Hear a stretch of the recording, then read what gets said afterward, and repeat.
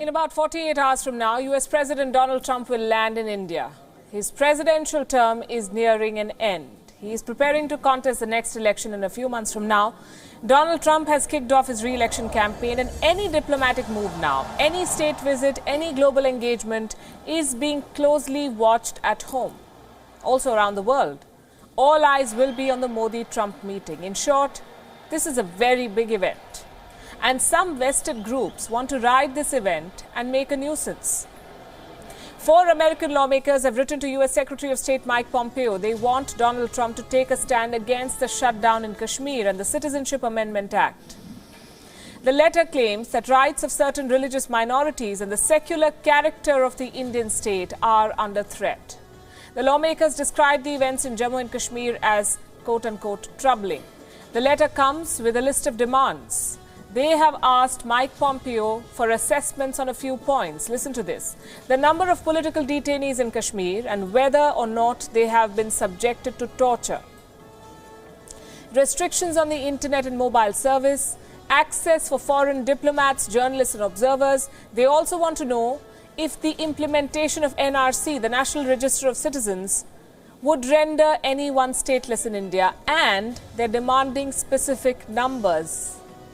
The sense of entitlement is incredible. Who are these lawmakers? What is their locus standi? These are leaders from both sides of the aisle, a group of bipartisan lawmakers in the US. Chris Van Hollen and Richard Durbin are from the Democratic Party. Todd Young and Lindsey Graham from the Republican Party. The same Lindsey Graham, the same lawmaker who was recently rebuffed by India's External Affairs Minister S. Jaishankar at a conference in Munich. This man is considered to be close to Donald Trump.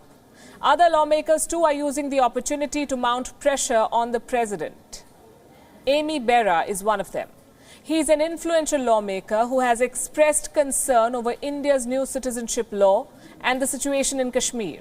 George Holding, a Republican lawmaker, has also spoken out. They all want Donald Trump to say something on both these issues while he is in India.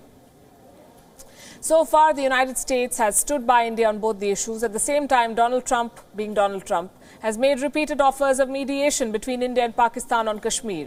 We don't know if Trump plans to bring up Kashmir or CAA while he's in India. Convention and courtesy would dictate silence on these two matters. A, because it's none of their business. And B, because you do not want to upset your hosts. But with Donald Trump, you never know.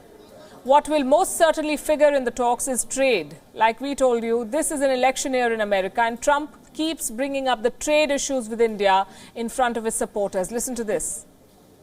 I'm going to India next week, and we're talking trade. They've been hitting us very hard for many, many years, but I really like Prime Minister Modi. We got to talk a little business. They've been hitting us hard. They give us tariffs. One of the highest in the world is India.